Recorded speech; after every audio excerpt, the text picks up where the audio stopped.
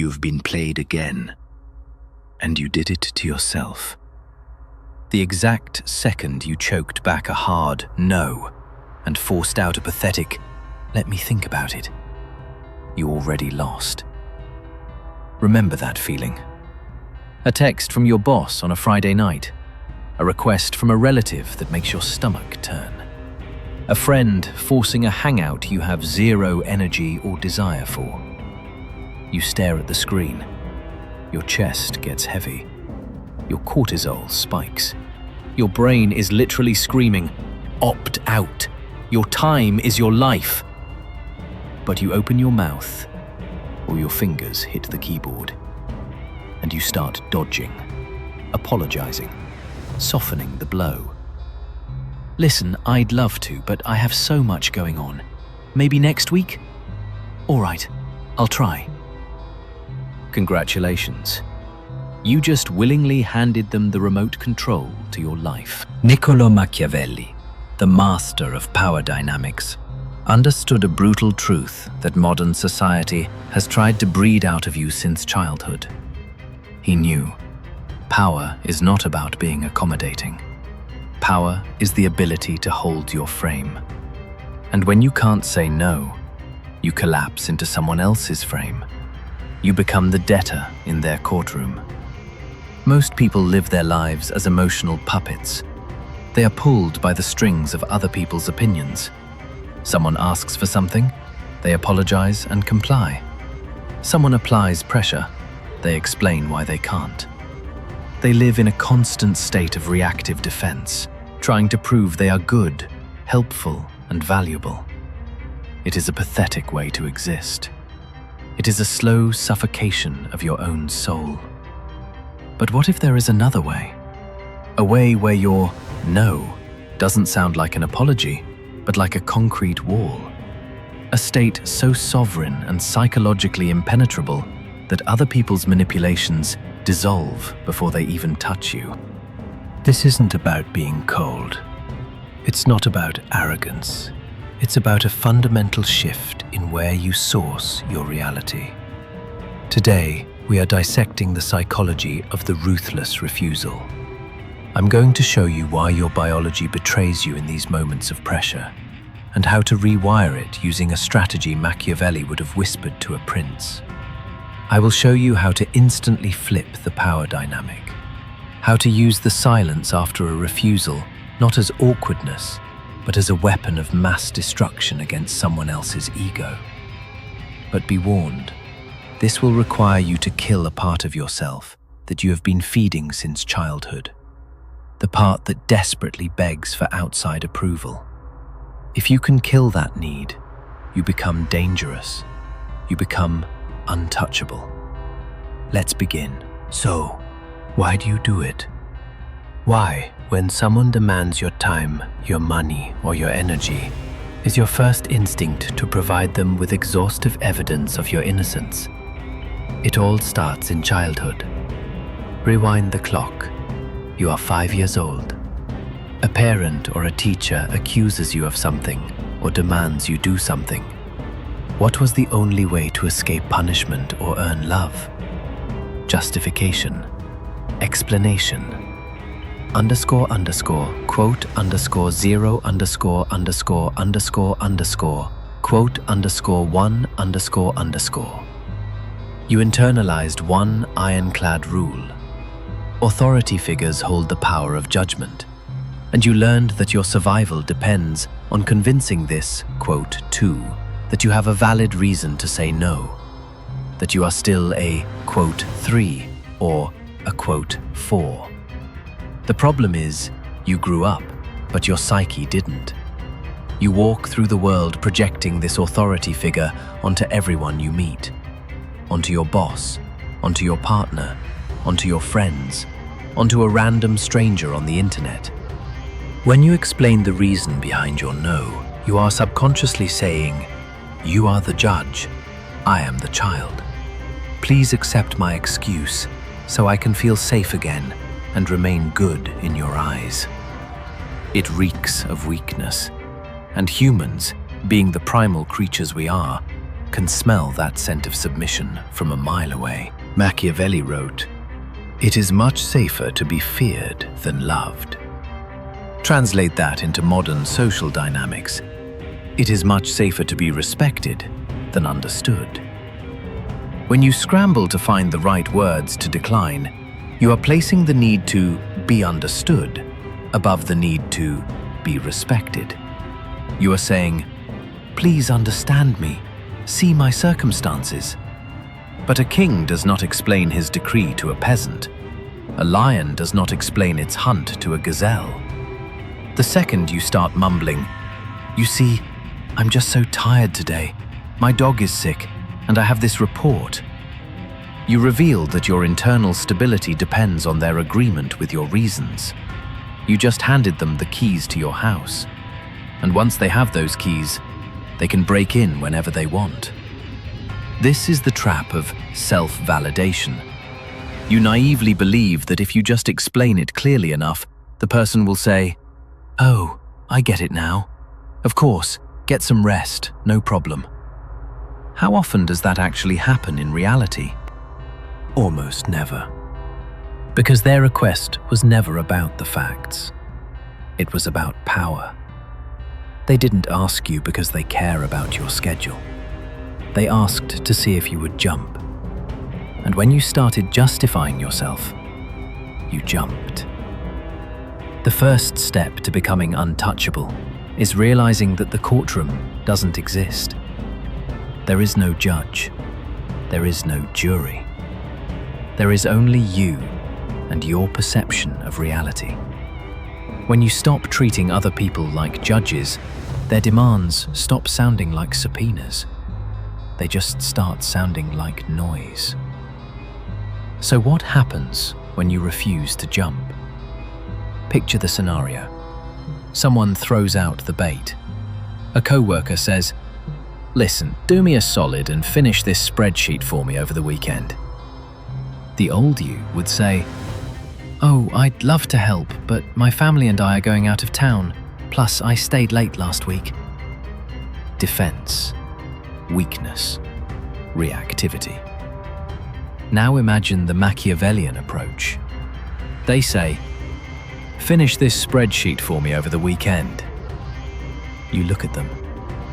You hold eye contact. You don't blink. Your face remains entirely neutral. And you say exactly 3 words. __, quote, _10, __. And you stop talking. You let the silence hang in the air for 3, 4, 5 seconds. Do you know what happens in that silence? It's a psychological vacuum.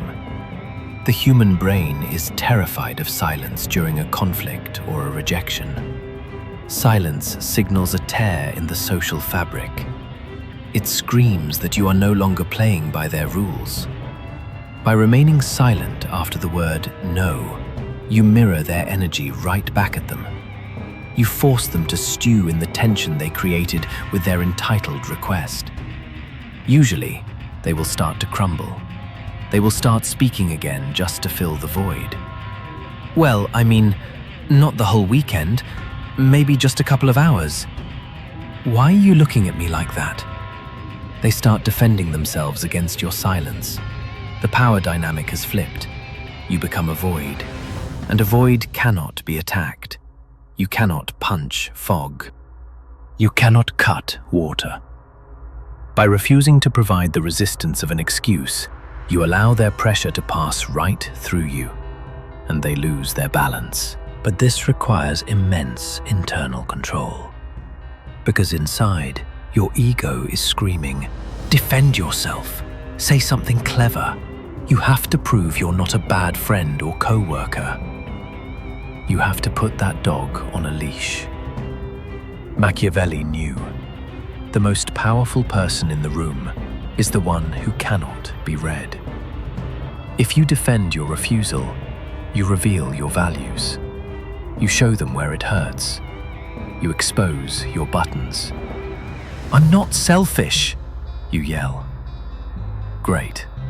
Now they know your insecurity is the fear of looking selfish. Silence reveals nothing. It is a dark mirror, and when they look into it, all they see is their own audacity. But sometimes, silence isn't enough. Sometimes the situation requires words, but those must never be words of defense. If, after your quote 2, they start attacking you, quote 3, you use verbal Aikido. In dark psychology, this is called quote 4. It creates a state of massive cognitive dissonance in the attacker.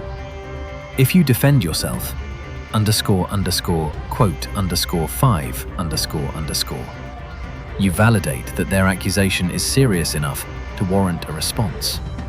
Instead, you lean into the abyss. You exaggerate it into a caricature. Them, __quote_6__, Machiavellian you, __quote_7__. You say this with a completely deadpan face, or with a slight, icy smirk. What did you just do? You refused to be insulted. You proved you have zero insecurities on the subject. You took their knife and started peeling an apple with it. This broadcasts amused mastery. It is the highest form of high status. It is the posture of an adult watching a toddler throw a tantrum on a supermarket floor. You don't get mad at the kid. You don't argue with them. You are amused by the drama because you know you are perfectly safe. When you justify your __quote_8__, you are getting down on the floor and screaming along with that toddler. Don't do that. Stand up, look down, and smile. Let's dig even deeper. Every conflict has a hidden architecture. There is a judge and a defendant. The judge asks questions, quote 0. The defendant answers, quote 1. Whoever asks the questions holds the power. The most lethal trick is to simply refuse the role of the defendant and hijack the judge's seat. You do this by analyzing their behavior instead of your own. Them. Why do you always refuse to help me? You. Why does my refusal trigger such a violent emotional reaction in you? Boom. See the shift? We are no longer talking about your schedule. We are talking about their emotional instability. You turned the spotlight back onto them. This drives manipulators insane.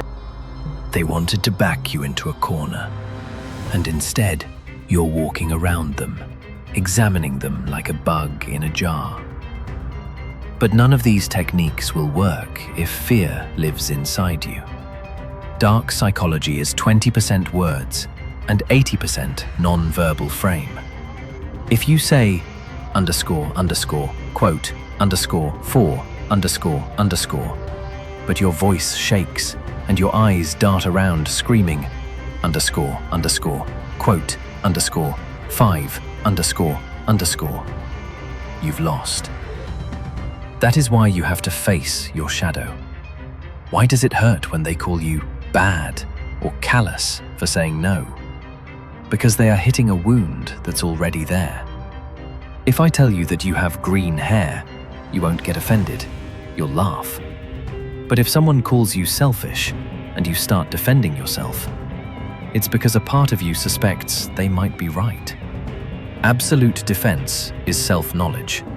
It's when you've looked into your own darkness, acknowledged your flaws, and integrated your shadow. If you know you are capable of being selfish, and someone calls you selfish, you reply, sometimes, yes. You cannot shame a person who has already accepted themselves. You cannot blackmail someone who has nothing left to hide. This is what it means to be untouchable. The arrows just pass right through. You no longer need a fortress to protect you. You become the wind. So, here is your challenge. For the next 7 days, you are going to play a game. The game is called the Absolute No. No matter what happens, no matter who asks you for what, if you don't want to do it, you are strictly forbidden from explaining the reason for your refusal. If you're invited to a hangout, say, "I'm not going to make it." Don't invent a sudden conflict. If a boss or coworker asks for a favor outside your duties, say, "Don't blame it on other projects." If someone gets offended by your refusal, let them be offended. Sit in the fire of that discomfort. Feel the panic rising inside you, that animal urge to fix everything, to smooth the edges, to manage their perception of you, to become the good guy again. And let that urge burn to ash. Watch the people around you. Watch how they react when you stop playing the role of a convenient utility. First, you'll see confusion. Then maybe irritation. And then respect. And a strange, powerful magnetism. Because people are subconsciously drawn to certainty. And nothing screams absolute certainty louder than a person who doesn't feel the need to justify their right to manage their own life. You are reclaiming your energy. You are plugging the leaks in your psyche. You are stepping out of the role of the terrified child and taking the throne of the sovereign. The world will try to drag you back in. It will provoke you. It loves a reaction and compliance. Don't give them the satisfaction. Keep your mystery. Keep your power. Keep your boundaries. If this philosophy resonates with the dark, deep part of your mind, the part that is exhausted from serving other people's interests, you know what to do. Subscribe. But not because I asked you to. Subscribe because you are done being a convenient resource in a world of consumers.